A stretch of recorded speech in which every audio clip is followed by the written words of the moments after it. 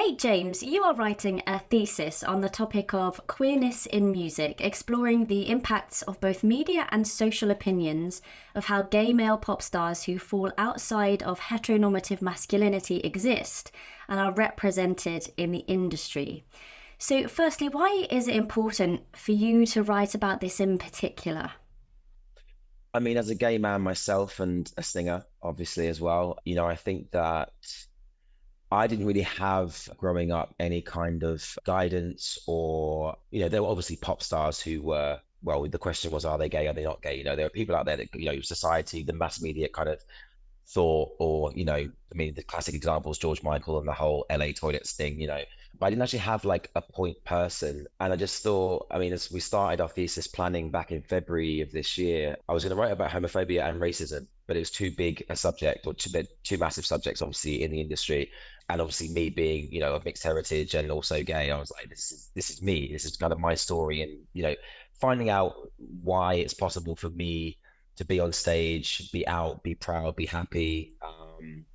And I just thought, you know what, it's almost like it's being talked about but not talked about, And I just feel like, let me just try and shine a light on the reasons why I can be myself, be authentic, be true to myself, be happy, and who's kind of paved the way and how things have changed in general in the world to allow that to happen.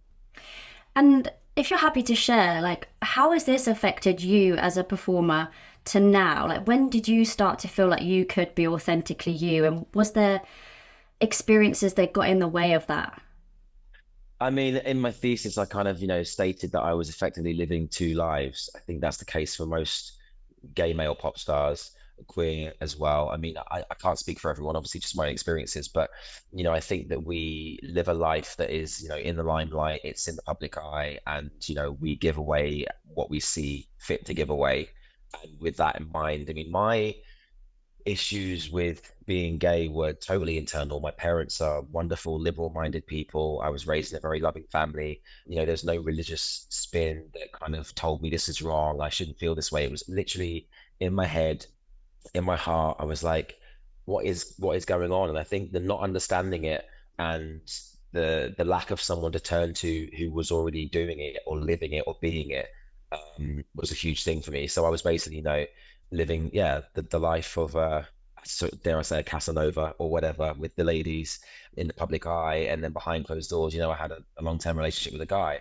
And I think for me, I went to Nashville. I took myself to the States for 3 months to go songwriting. When was this? 2013, maybe 2000. No, it was after The Voice, so 2015.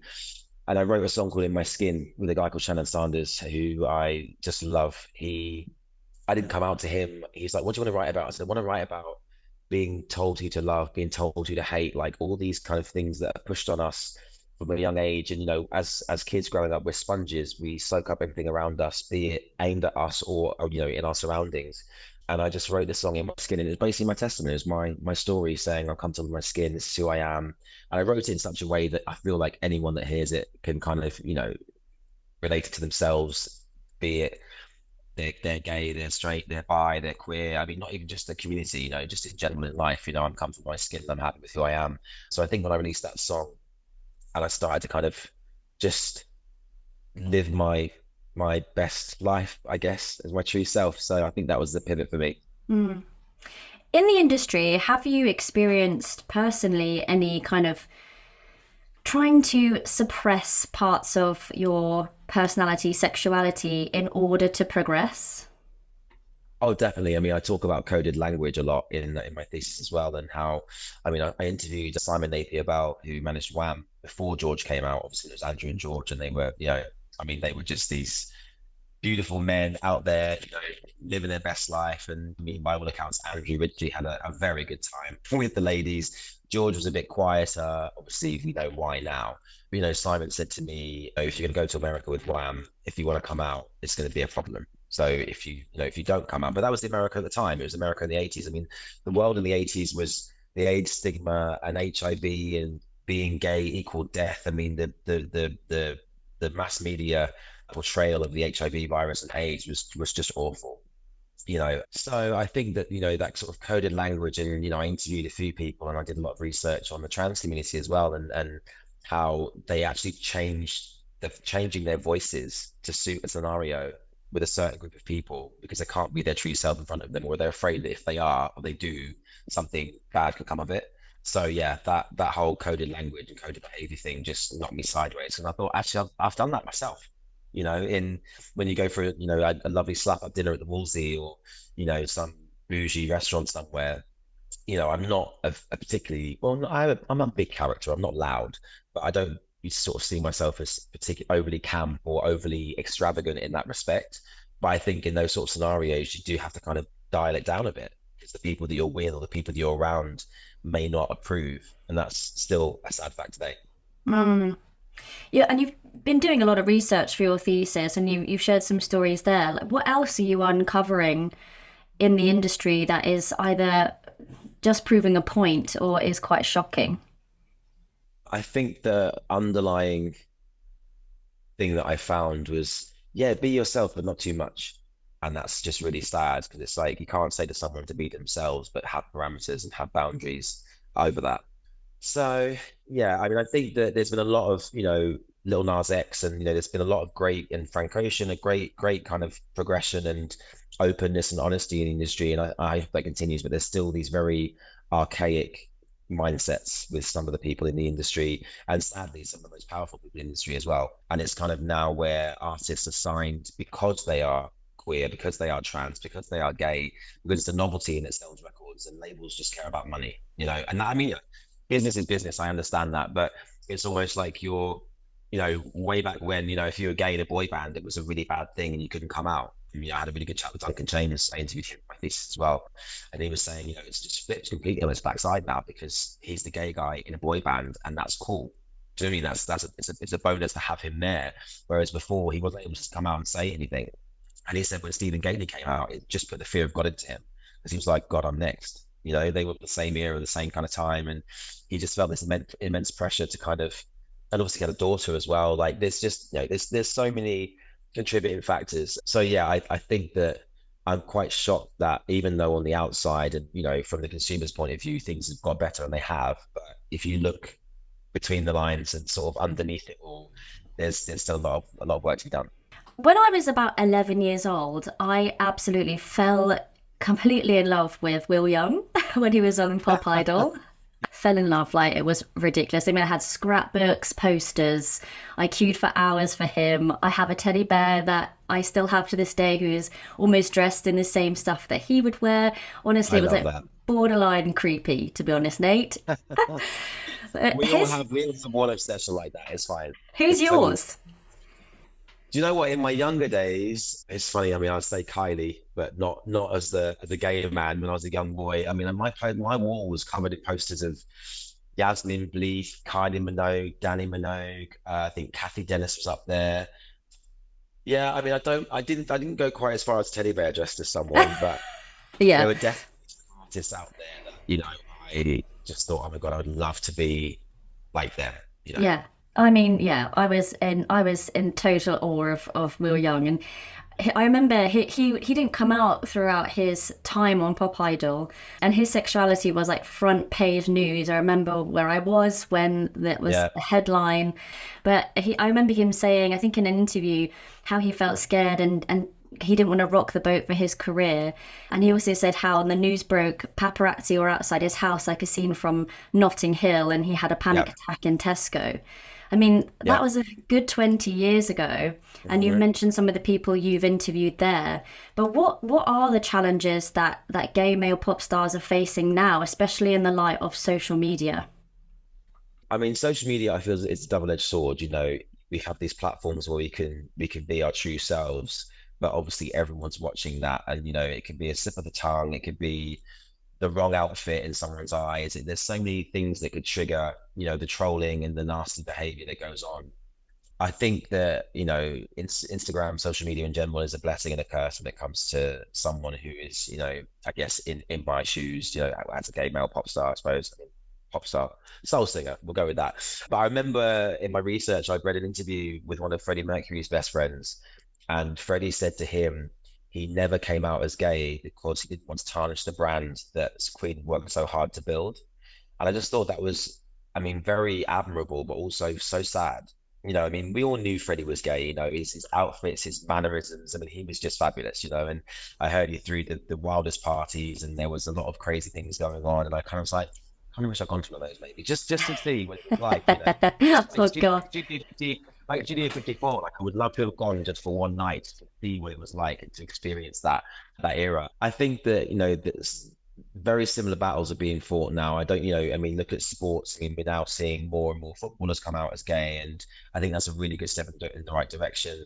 But there's a lot of fear still out there, and I think that, as Simon A.P. Bell said to me, the media always follow society. The media always follow social opinion. They never actually set something on, they don't set the wheels in motion. They follow what's going on. I think that the same issues are still there. The same fears are still there. And, with social media and posting, where you are and what you're doing, like, if someone doesn't like what you're doing or like you as a person and what you stand for, they can find you. So again, double-edged sword. I'm not saying be dramatic, but that is the truth, right? So yeah, I think it's a blessing in the curse right now. I think there's a lot more to be done. And not to keep it on my obsession of Will Young, You're fine. but I remember his first album. I could sing it all to you now if you want. I know all the words still. It's still in my brain. I have no idea if there's anything behind this at all or whether it's been reported on, but I remember all the lyrics were about she and love for women, and he'd come out as gay at that point. Like, have you experienced anybody being told that they can't write certain lyrics or that their music has to sound a particular way? I mean, my first albums at the time was actually about my ex-girlfriend. I wrote it when I was breaking up with her, and she was the catalyst for a lot of the songs on that record. And when that came out, I wasn't out yet, and there was various bras and knickers being shown on the stage and roses and all that pop star jazz fun stuff. I mean, I think as it's difficult, as a songwriter, as an author, as anyone who's, creating a copyright and has a body of work out there, you have to be very careful kind of what you say. Obviously freedom of speech is paramount, but when I write songs now, I mean, the first album was She, Baby, Girl, it was all that stuff. My new album, In My Skin, is a diary. I didn't even actually, there's a couple of songs on there about myself and Jared, my other half, that were I don't know, sometimes the mood just takes you, and I was just writing about, how much I was in love and how happy I was. And I didn't do that for a very long time, if it's all, to be honest. So I think you just have to it's really sad to say, you just have to tread carefully. I mean, I don't know about anyone being told they can't write lyrics about a boy if they're gay. I'm sure it goes on, but those songs and those artists maybe are yet to come out, metaphorically speaking, but also come out and release the music. So yeah, I think there's still eggshells that have to be, tiptoed over at times, which is a shame because, people should be able to make the music they want to make. Charlie Christensen is a young anti-bullying campaigner who experienced verbal and physical abuse for his love of musical theatre. And his bullies called him gay, said things like only Ponces dance, amongst other really cruel, horrible things. Yeah. Billy Elliot obviously taught us nothing because we are still experiencing this today, where it seems particularly difficult for male presenting singers to not only be involved in performing, but to also even simply enjoy it and openly be a part of it. Yeah. And it was Charlie's singing teacher who tweeted for messages of support for the young student, which went completely viral. What can singing teachers and vocal coaches do to best support their clients who are experiencing backlash for their involvement in performing arts or who are receiving negative commentary for their sexuality? I mean, I was a victim of bullying at school as well for the same reasons. I excelled in dance, art, drama, music. At one point, I think I choreographed a routine for me and 50 girls. I was called faggot this, and I mean, the N word as well was my skin color. I mean, I had a pretty hideous time. I went to a wonderful school, but I had a hideous time while I was there. And, my Mrs. Cowley, Mrs. Ward, Mrs. Lawrence, Mr. Wilson, they were getting a bit emotional. They were my team, and they, I would basically I wouldn't hide in the drama room or hide in the art room, but I would spend a lot of time because I enjoyed art, I enjoyed painting, I enjoyed creating. So I would, spend my lunch hour in there with them, and we would talk, and they would ask me, I wouldn't name names, I wasn't, a grass, but they could see that I was having a lot of flack for what I love doing. And at 44 years old now, I couldn't care less. I am very proud of who I am and the music I'm making and the person I am and the person I'm in love with. I think as far as what can they do, I mean, I think just be an ear, be a shoulder, be, it's you could go out there on social media and you could, start a campaign and anti this, anti that, because, like you say, as much as men or, people who identify as male find it hard to actually express their joy of dancing, they also are afraid to go to the opera and enjoy a performance on stage because of what their mates might say down the pub. I mean, it's just, I'd say it's one of those things, doesn't make it right and it's not acceptable. But I think, with the power of social media, I'm sure that there could be, more things done, and I'd be happy to get behind anything that was going on with that as well. I think that, it's the power of numbers and power of a voice. And I think the more people that are talking about this, and such as my thesis, the more people that I can reach. I mean, I'm writing a book based on the thesis now as well that's going to be, coming out next year, because I just thought, what, I'm so passionate about this. It's a part of me. It's a part of my life. It's a part of my heritage and my story. And there's so many artists that are going to come after me and that have come before me that maybe weren't in the position that I am in, where, I mean, in my head, a position of power. I'm very grateful to have a voice, and a singing voice, and a speaking voice, and to actually talk about the things that are going on right now that I don't agree with. It doesn't make me right, but I feel like, if we can kind of join together in some sort of movement and make a bit more noise about it, maybe things will change. And you got a little bit emotional there about your teachers. I mean, what was it that they did to support you in that time that we can take on as coaches ourselves? I mean, they would just listen to me. Their door was always open. We never, had phone numbers, but I've been back to my high school and done performances, and three of them were actually in the front row, just crying, just like so proud and so happy that I, was doing what I loved and was on, on my path and in my magic. I just think that we don't know what goes on at home. I mean, my parents are wonderful and very supportive, but sometimes a tutor, a teacher, and also a stranger, someone who's not your mum or dad or your family, are sometimes easy to talk to on these kind of subjects. I remember when I came out to my manager, Anthony, which was after I came out to my parents, and it was like coming out to my parents again. It was just like that all over again. And I found it quite hard to, even though his brother was gay, found it really hard to actually tell him. And his wife was like, just tell him, he knows anyway. I'm like, yeah, but I just can't say the words. I think as a tutor and as someone who is, teaching a talented budding star, just tell them to shine bright like a diamond and just keep doing it. And if they get some flack for it, be on the other end of a phone or the end of an email, or meeting for a coffee, just, I mean, we're not counselors, but try and counsel as best you can, and just set their mind at ease that what they're doing is okay, and they should be happy and just enjoy it. On one hand, someone might say that the performing arts and the music industry is one of the most accepting places to be your authentic self in comparison to something like sport. And as you mentioned Right. earlier, we are seeing more sports people come out as gay or representing who they truly are. So, what would you say about that? Is the performance industry a place where it feels safer, or I mean, it sounds, I don't want to come across wrong. I feel like it's more commonplace in the creative arts that someone is not just heterosexual. I think that, I mean, I know some incredible ballet dancers who are straight men, straight women. When people come out as gay, like straight people don't come out as straight. There's no, it's difficult to how to explain it. Like when you see Swan Lake, and one of my really good friends was in Swan Lake, and I was just like, he is incredible. And I know for a fact he was bullied at school, even though he was straight. He dated the hottest girls in school, which made it even worse because the bullies hated him. Do you know what I mean? Like I know that guy has been through the same thing I have, but from the other side of the coin, and he's on stage just doing what he does. I think that the performance industries definitely are leading the way. But even in that industry, in our industry, not everyone's out, not everyone's there yet. And I think that the more people that do come out and shine, then I guess they're kind of paving the way for the ones that come after.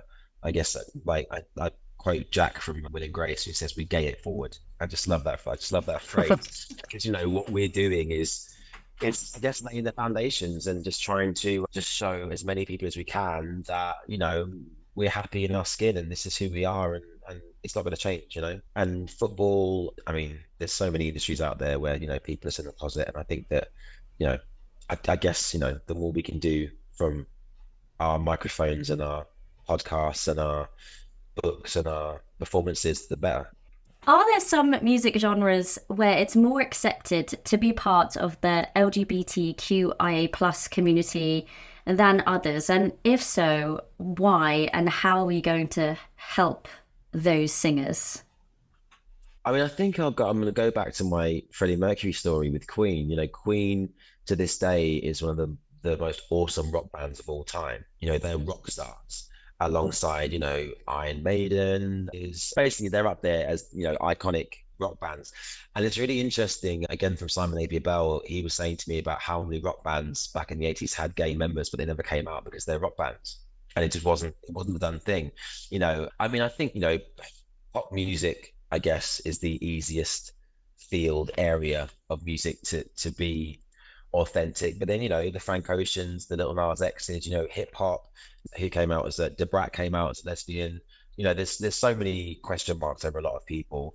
But as time's going on, you know, more and more people are coming out and, you know, and telling it as it is. And I love to see it. Yeah, I mean, you know, Frank Ocean came out as bi. I'm not too sure how that's progressed, if he's come out as, you know, 100% gay or what that is. But, you know, people like Jay-Z are praising him for being honest and truthful, you know. And I think that, yeah, again, it's just the way society. When you think of hip hop music, you don't think of gay hip hop artists, do you? It's not something that necessarily goes hand in hand.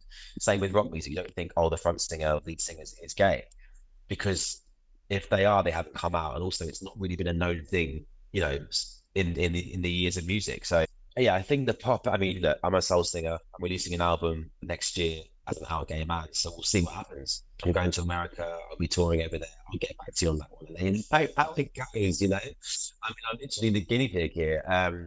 Because I don't know of any other soul artists as of late that is openly gay, you know, making music like mine. So I'm actually really excited to do it and to just not have to hide anything anymore. Just be myself, you know. It's gonna be great.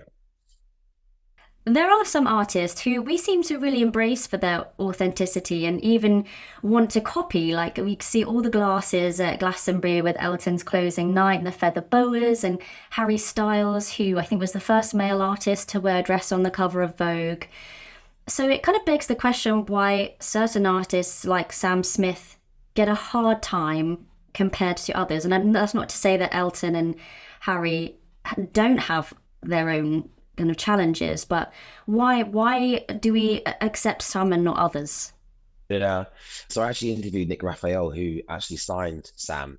And there's a quote in my thesis that says, we've always supported Sam, their decision as to how they want to be seen, portrayed, and so on. And it's really interesting. If you look at Sam as his story, his evolution, you know, he came out as I like to say like a Michael Bublé, the quiff, the suited and booted, the slim figure, you know, that sort of generic pop star image.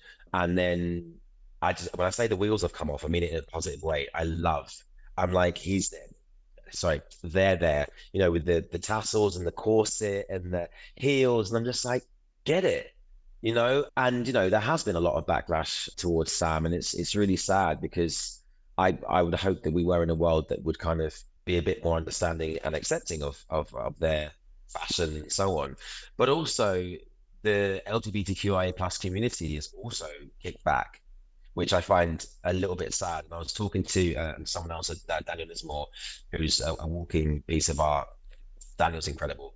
And Daniel said that how can we expect people outside of the community to embrace and understand us if we're so disjointed and disconnected within ourselves? And I just thought that was such a poignant statement, because it's so true. There's a lot of, you know, light being shone across the whole community. I feel the trans community have had a real tough time because they've been highlighted involuntarily, and, you know, the government and, you know, various people with their views and opinions are making it very difficult to be, you know, trans in this day and age.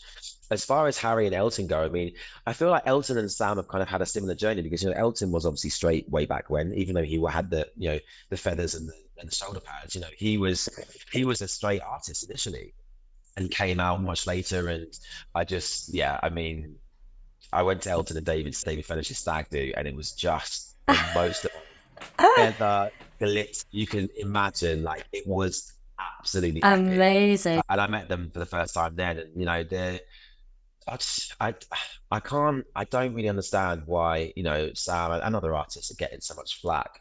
I mean, even Kim Petras, who they did the song that was Unholy. I mean, Kim's career has gone stratospheric off the back of that song as well.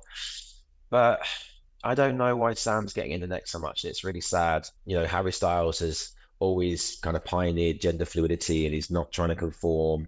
Whether that's a marketing campaign, whether that's coming from him, we don't know. But it looks great. And I think that with Harry, they've just got it right. He's very still, well, boy next door, but man next door. And he's not answering any questions about his sexuality. He's just living his life. He's having a great time. I don't understand why Sam is getting so much flack. But hopefully that'll change. I don't know. I mean, I did say in my thesis that the queerer Sam gets, his sales have actually gone down, which is really sad. I mean, to be fair, like let's get in perspective. Like 10, 12 million for Sam Smith is normal. 8 million or 10 million, that's still bloody great. It's not like he's sold one record because he's queer. Sorry, because they're queer. I just feel like it's a sad statistic, but it is the case. So I'm just hoping that things turn around for the better. When you're working with somebody who comes into the room, they may have disclosed their sexuality or the community that they're a part of, they may not have. How are we embracing somebody's authentic self, an authentic sound, and preparing them to go out into an industry who has an opinion? I mean, I haven't had much experience of. I mean, I'm teaching now at LCCM. I'm lecturing across 4 modules. I haven't had any experiences of anyone kind of coming out to me or revealing their authentic self to me. I've had a student here and there with conditions that they are dealing with, and that was actually quite an insight because I've never come across it before. I just think, what I've said before, I think this, being an ear, being a shoulder, just being someone's number one fan, I just think it's just so important because it is a brutal industry. It's very exciting. It's glitz and glamour and it's all the lights and it's travel and the touring and the stage and the crowds and it's an amazing industry to be a part of. But I just feel like if you're coaching someone, if you're nurturing them and you're developing them, they need to kind of be prepared for the good, the bad, and the ugly.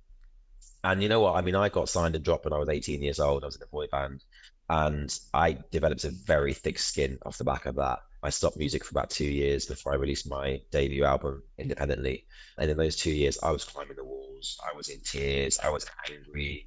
I was sad. I was so many emotions. I worked in a hotel in my hometown, and I could not give any less cares about music or singing. I was that burnt by it. But I think that fire and that anger, I turned it around. And I was like, I need to write songs like this. I need to get this out. I need my therapy, write my little poems and my diary entries, which turned into songs. So I think, as far as preparing an artist or a student or someone to go out there in this big bad world, just it's not about holding their hand. It's just kind of just giving them a little brush off when things go wrong and lifting them back up again and saying, off you go again. Because for every 100, for every 3 yeses, there's like 100 no's. And the no is not a reflection of your talent or your authenticity or your gender or anything. It's just not right for them at that time, but it will be right for someone. So I think it's just a case of banging on the doors, believing in what you're doing, taking pride in what you're doing and who you are, and it will fall into place. That's what I believe. I mean, it's taken me a long time to get to where I am. And this is, effectively the second coming, coming out with an album after 13 years. And I'm ready to be a role model. I'm ready to be someone that, a student who's at school and is dancing and being called a faggot can look up to and be like, well, he was called that and he's standing there doing that. So I'm good.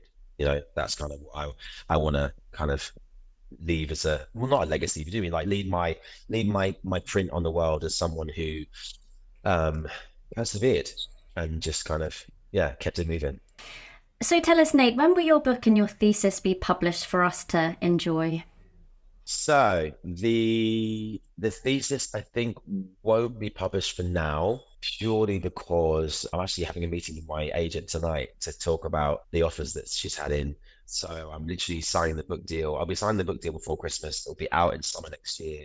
The album's coming out in May, a documentary to go alongside it as well, and then the book will be in summertime. Ah, Busy year next year. exciting. Yes. And you said you were heading to America.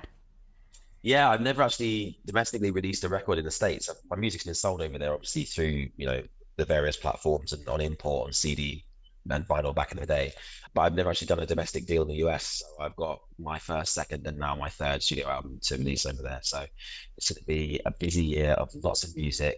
And I can't wait, honestly. I feel like my master's in this year, it's just been about planting seeds, having meetings, talking to people, just kind of getting my team back together again, or our team back together again, that are going to kind of come on this journey with me. And I just actually can't wait to crack on with it in January and February. Amazing. Well, I wish you so much luck and just tell Thank us you. where we can follow you. And well, hopefully nobody will be a bit like I was with Will Young, but you never know. Where can we follow all your work?